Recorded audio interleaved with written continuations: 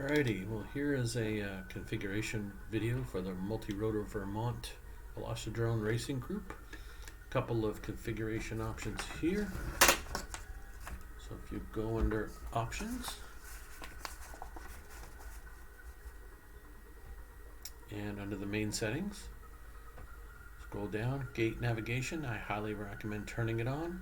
Gate Indicator, pick whatever color you want, just realize that if you miss a gate, and you look around back of the gate indicator color will be red, so choose something that's a different contrast. I like white, it's very visible, different from all the neon signs and things like that, or the neon gates. Camera VTX noise, turn that off, leave it off. It will come up in some mats. Music volume, I've turned it right down, not quite off, but right down, but you can turn it off. Sound effects, I have a little over half, that's up to you. It's basically the voice annotators and the ping when you go through the gate. Model motor volume, I've turned this down a little under half. It's fairly loud as it goes. There's no ghost going on in our game, so you don't need to worry about that.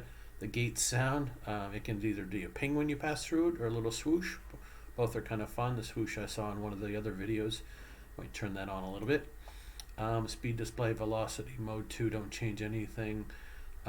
And lap time announcement, I recommend you it reads out your lap time, so turn that on to lap time if you like, or delta time, I don't recommend you do that. No, I'm assuming the other one is just off. Alright, lap time it is. Screen settings. So I would leave everything at default here. It will adjust to your computer's ideal settings. Interesting, it just upped mine before. We'll see how that works.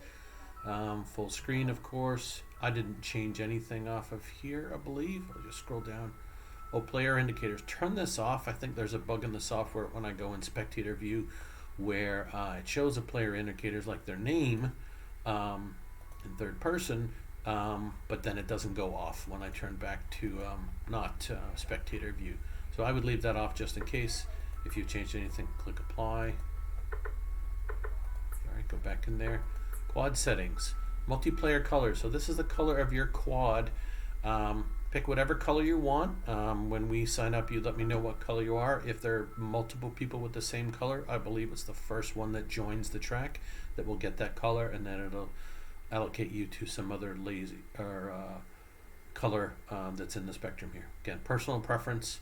The only other thing I changed here, I believe, is quad audio is on quad.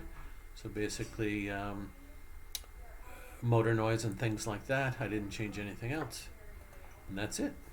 And then we basically go in. So when we go in multiplayer, you select, you go into here, it has all your quads. If you don't have any of the micro quads, we're only flying micros for now, click on add quad and pick any quad from the list that's a micro. Let's see if they've added they added a Meteor. That's kind of cool. Give it a creative name like Meteor.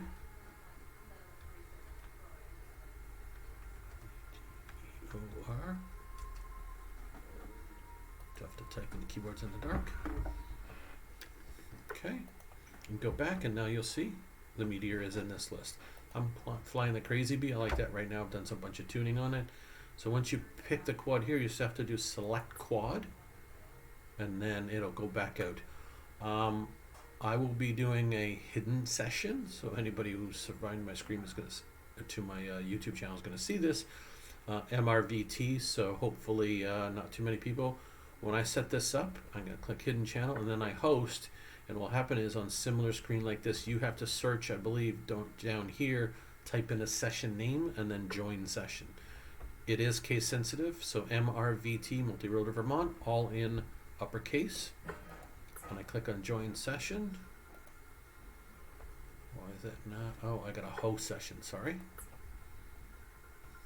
And then I will pick the track, select the scenery. I had it at 5 laps before, but we'll do typically 3. And single class means you need to pick the quads that we're doing. And then event is interesting. Event is basic. If you crash once, you're down for that game. Don't like that. Like to be able to pick up auto arming. I would recommend you keep on, and we'll either do laps and amount of laps or 2 minutes, whatever you guys feel like. And then once I select the scenery or the track until I have it loaded on my side. You won't be able to join. So just pay attention to that. I'll try and give you the tips in Discord, and then once I'm in here, you're ready to go. All right, hopefully this is helpful, and I will upload it to YouTube.